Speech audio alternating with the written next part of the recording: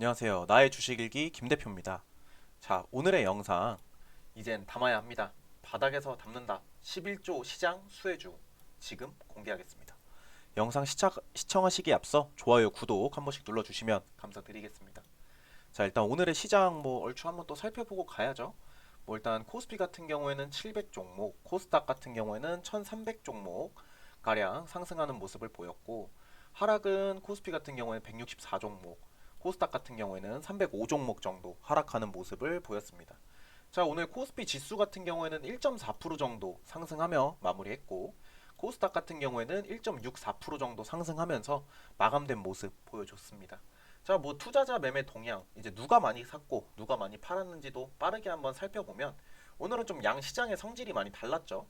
일단 코스피 같은 경우에는 개인, 기관이 매도세를 보였지만 외국인의 매수세가 보여지면서 상승 마감했고, 코스닥 같은 경우에는 이제 개인, 그 다음에 외국인이 판매를 하였지만 기관이 매수세를 보이면서, 오늘은 좀 약간 시장의 성질이 살짝은 다르지만 비슷한 부분은 개인이 팔았고 나머지 외국인과 기관이 좀 힘을 내면서 시장을 좀 상승 전환으로 이끌었다.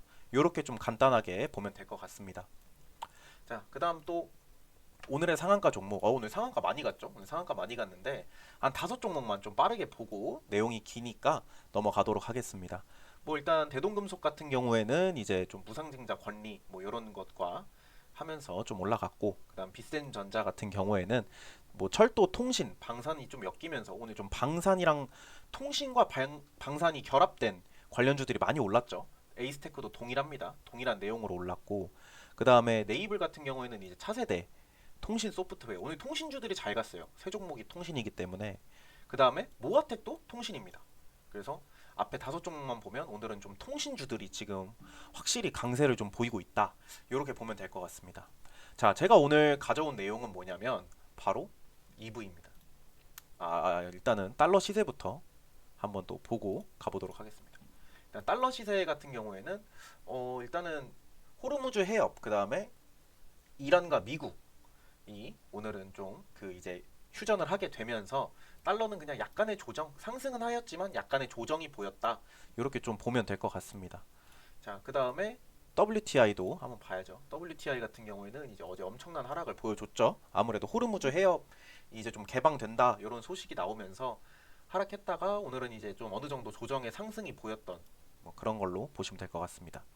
자, 오늘 제가 갖고 온 거는 바로 이 친환경 기아에 대해서 한번 얘기를 해볼까 하는데, 요즘 친환경에 대해서 이슈가 상당히 많죠.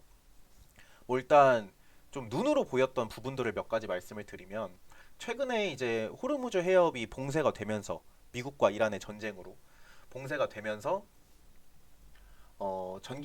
전기란다, 기름이 많이 올랐죠. 기름값이 많이 올랐습니다. 기름값이 좀 상당히 상승하는 모습을 보여줬는데, 그러면서 이번에 느꼈던 거는 저는 한 번 더 고민하게 되더라고요. 전기차나 친환경차 이런 쪽으로 좀 옮겨야 되나? 라는 생각이 좀 많이 들었습니다.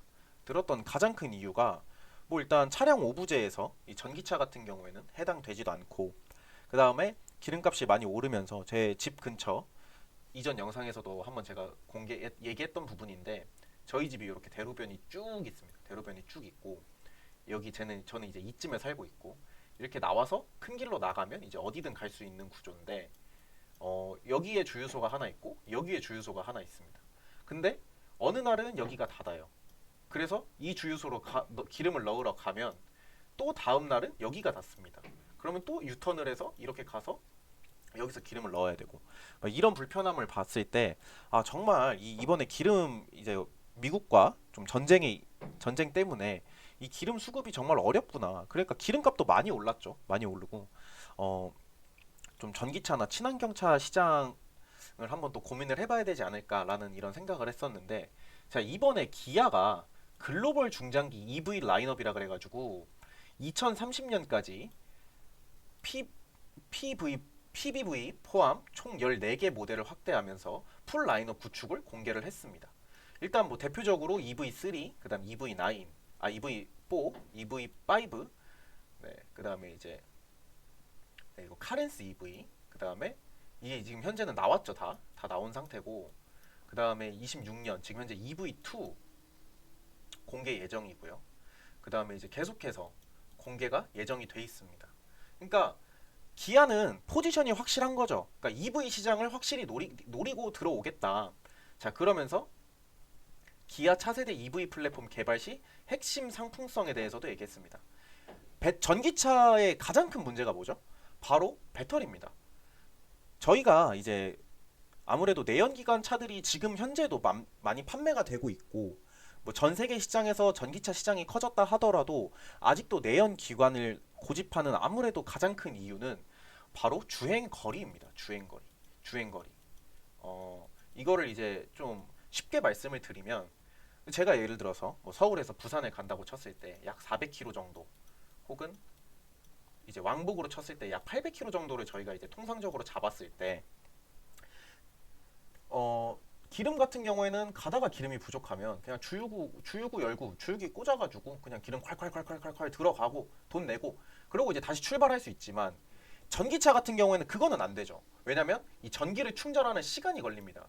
그게 이제 뭐 초고속 모드도 있고 뭐 여러 가지의 모드가 있지만, 어쨌든 기본적으로 2에서 30분 정도는 충전기를 꽂아 놓는 게 이제 일상인 부분이죠. 그런데 여기서 배터리 용량을 최대 40%까지 확대를 하겠다. 그렇게 따졌을 때 이제 100km밖에 못 가던 거를 140km까지 늘리겠다. 그러면 아무래도 주행거리에 대한 리스크가 좀 적어지겠죠. 그렇기 때문에 이 배터리 용량 확대, 그 다음에 모터 출력을 9% 정도 향상을 시키겠다. 뭐 일단 전기차 같은 경우에는 충분히 빠르지만 그래도 조금 더 모터 출력을 향상시키고, 그 다음 차세대 인포테인먼트 시스템. 이제 요즘 이제 많이들 아시겠지만 이 클러스터 전방에 이제 계기판이 있는 클러스터와 내비게이션을 일체로 붙여놓는 뭐 이런 차량들이 요즘 상당히 많이 나오고 있습니다. 요즘 이런 차량들이 상당히 많이 나오고 있고, 그런 부분들을 좀 더 이렇게 차세대적으로 미래지향적으로 바꿔보겠다라는 거를 볼 수 있을 것 같습니다. 그 다음에 이제 뭐 자율주행 L2++를 좀 상용화하겠다. 자율주행도 조금 더 고급화된 자율주행을 넣어주겠다. 이런 얘기들이 이제 좀 현재 기아에서 밀고 있는 추세라고 보시면 될 것 같습니다. 자, 그렇다면 전 세계의 시장 기준은 어떠냐? 요거를 또 한번 보고 가면, 자, 일단 작년 이거 25년 기준입니다. 25년 기준 전 세계에서 판매된 신차 5대 중 1대 이상이 전기차였습니다. 여기에는 완전 배터리 전기차와 플러그인 하이브리드 차가 포함이 된다라고 보여지고 있습니다. 자, 일단은 뭐 한국은 9%죠. 9%.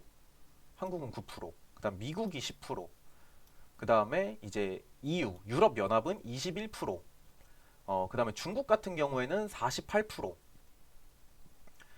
네, 그다음 노르웨이가 92%. 노르웨이 같은 경우에는 좀 이전부터 2030년 이후로 내연기관 차들을 2030, 40년 정도를 기점으로 내연기관 차를 완전히 없애겠다고 발표를 했던 적이 있기 때문에, 노르웨이 같은 경우에는 상당히 많은 차량이 전기차인 것으로 보여지고 있습니다.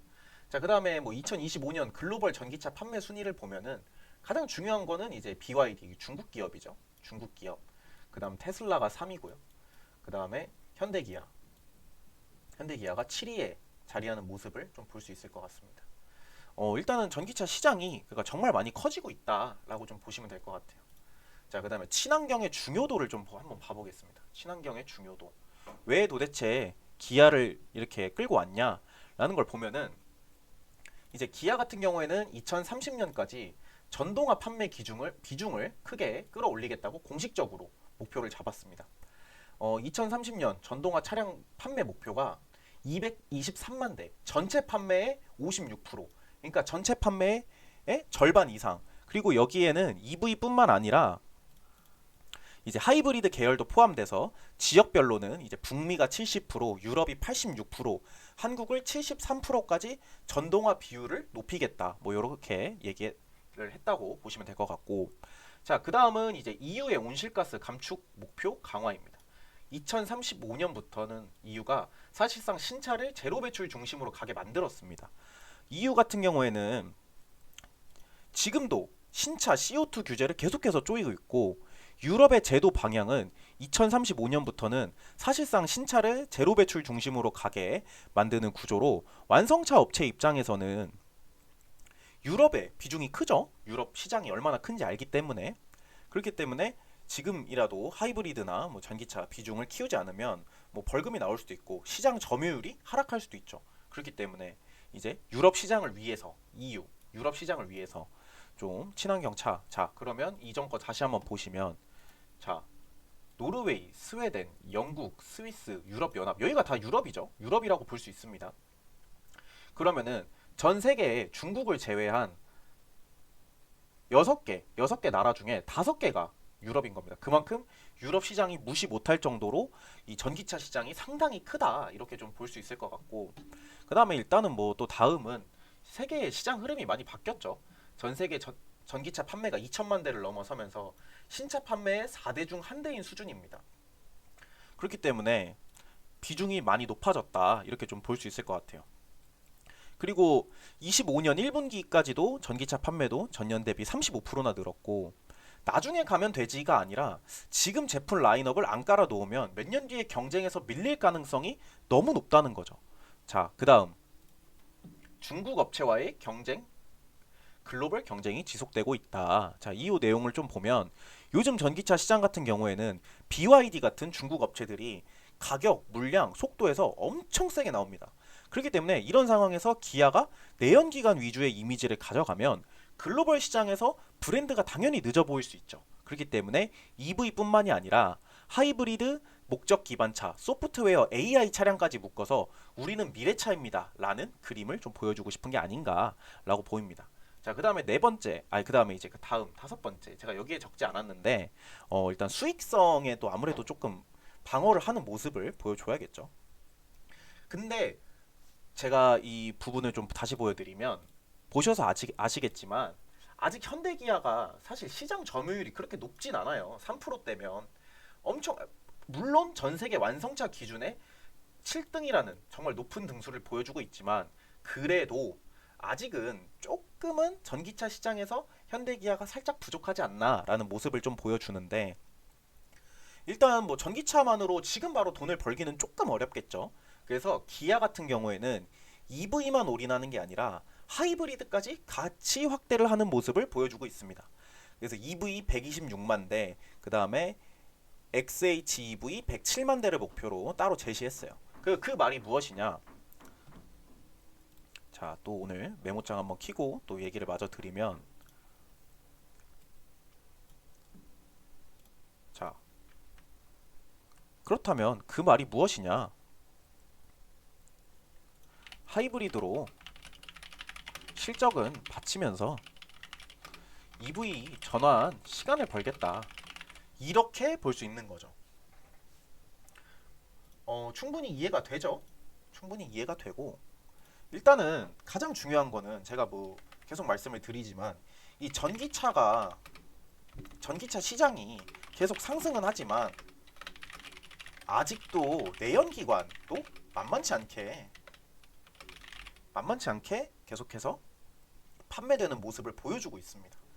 전 세계 4대 중 1대가 전기차라고 쳤을 때 나머지 3대가 뭐예요? 내연기관인 거예요. 그렇기 때문에 이 내연기관의 시장도 무시를 할 수 없죠. 하지만 미래지향적으로 봤을 때 이제 세계적으로 저도 좀 그려지는 그림이 세계적으로 좀 이제 전기차가 계속 확대가 될 것 같고 그렇다면 내연기관의 이미지는 줄어들겠죠. 그렇다면 내연기관을 지금 당장 안 팔 수는 없고 그리고 지금 현재 이 2026년의 시점에서는 내연기관이 아직도 잘 판매되고 있기 때문에 내연기관을 버릴 순 없지만 EV도 들고 가려면 이 위에 제가 말씀드린 걸로 하이브리드나 내연기관 같은 걸로 실적을 받쳐줘야 될 거 아니에요. 판매는 해야 되니까 실적을 받치면서 EV 전환 시간을 번다. 이렇게 좀 보면은 좀 쉬울 것 같아요. 제가 볼 때는. 그래서 이제 당장은 아니더라도 하이브리드나 내연기관을 판매하면서 EV 시장을 저격하겠다라고 좀 쉽게 보면 될 것 같습니다. 뭐 저는 이제 절대 나쁘지 않다고 생각을 해요. 이렇게 경쟁 구도를 잡아놨다는 것 자체가 일단 뭐 BYD나 테슬라 같은 경우에는 완전한 전기차 완성 업체죠. 전기차 완성 업체. 자, 여기 아까 제가 보여드렸던 거 또 한번 보시면 완전한 전기차 완성 업체 테슬라, BYD. 시장 점유율이 무려 20%에 달합니다. 성장률은 BYD가 14%.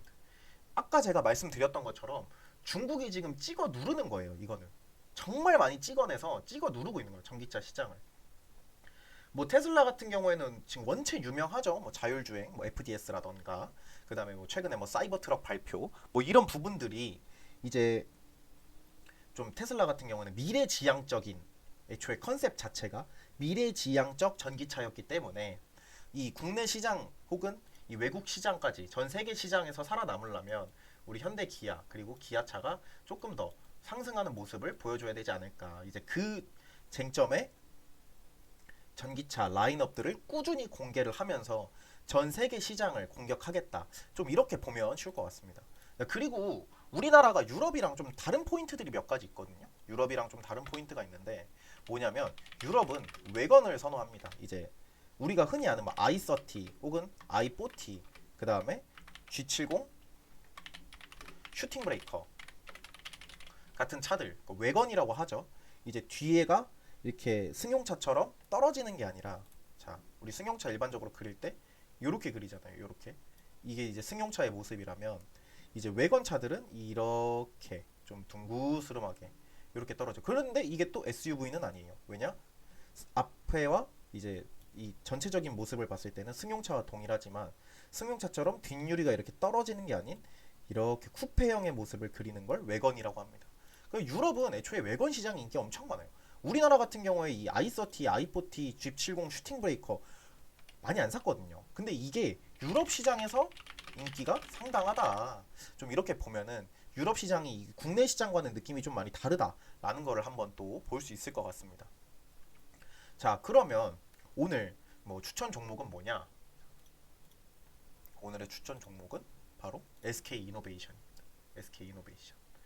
일단은 SK 이노베이션을 저는 이 전기차 시장에서 특히 기아가 이 내놓는 이 2030년, 2035년 이 미래에 이 SK 이노베이션이 많은 수혜를 받지 않을까라고 좀 생각을 해요. 왜냐면 일단 뭐 배터리 사업 자회사인 SK온 전기차용 리튬 이온 배터리를 생산하는 업체입니다. 근데 이 배터리가 현대차와 기아 전기차 일부 모델에 들어가요. 그러면 기아가 이번에 EV를 계속해서 밀고 있으니 EV의 그런 판매가 증가가 되겠죠? 그 기아의 EV 판매가 증가되면 당연히 거기에 들어가는 전기차에서 가장 중요한 배터리, 엔진과도 같은 존재죠. 그것에 주문이 증가하지 않을까.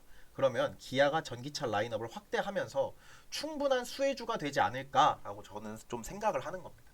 그렇기 때문에 우리 SK 이노베이션 한번 좀 추천해 드렸고 뭐 차트 보시면 SK 이노베이션 지금 뭐 현재 나쁘지 않아요. 나쁘지 않고 자, 여기 보시면 아시겠지만 지금 외국인이 정말 많이 매집을 하고 있죠. 외국인이 정말 많이 매집을 하고 있고 그리고 기관도 여기서는 이제 매도한 것처럼 나오지만 최근을 좀 살펴보면은 약 10거래일간 계속된 매수세입니다. 그 말은 무엇이냐? 장기적으로 들고 가도 이 종목만큼은 수혜가 크다. 좀 이렇게 볼 수 있을 것 같아요. 자, 그러면서 또 차트도 한번 봐보시면 뭐 이제 최근에 한번 좀 급등이 나오면서 좀 하락으로 좀 전환되는 모습을 보여주긴 했지만 그래도 제가 볼 때는 어느 정도의 라인을 지지를 받으면서 다시 충분히 상승할 수 있는 그리고 꾸준히 모아나갈 수 있는 종목이 되지 않을까라고 생각을 해봅니다. 일단 뭐 SK 이노베이션 절대 나쁜 종목도 아니고 충분히 수혜를 받아갈 수 있는 종목이기 때문에 어느 정도의 지지선은 사실 확보가 됐죠. 한 요 정도 선에서 1차 지지를 받을 것 같고 그 다음에 이 정도 선에서 2차 지지가 한번 또 나와주는 모습이기 때문에 제가 볼 때는 앞으로의 약간 그림이 조금 이렇게 상승하는 모습을 보이지 않을까라고 조심스럽게 한번 생각을 해봅니다. 그러면서 이제 이 52주 신고가 이 주황색 선이 52주 신고가를 나타내는 수치거든요. 이 주식에서 52주라 하면 거의 1년을 기준으로 나타냅니다. 1년을 기준.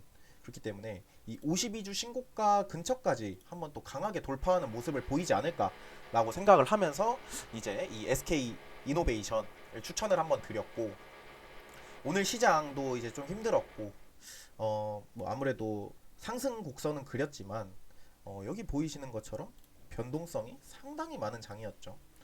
변동성이 상당히 많은 장이었고, 뭐 코스피 같은 경우에는 올랐다가 결국 빠졌는데도 어느 정도의 상승 마감. 뭐 코스닥도 오늘 엄청나게 요동쳤습니다. 그렇기 때문에 오늘 시장도 정말 수고가 많으셨고, 이제 또 주말이시니까 주말 또 잘 보내시고, 저는 다음 주 주말은 또 쉬고 다음 주에 더 좋고 더 유익한 영상으로 찾아뵐 테니까요. 오늘 영상 끝까지 시청해 주신 분들 감사드리고, 녹화는 여기서 마무리하겠습니다. 녹화 끝!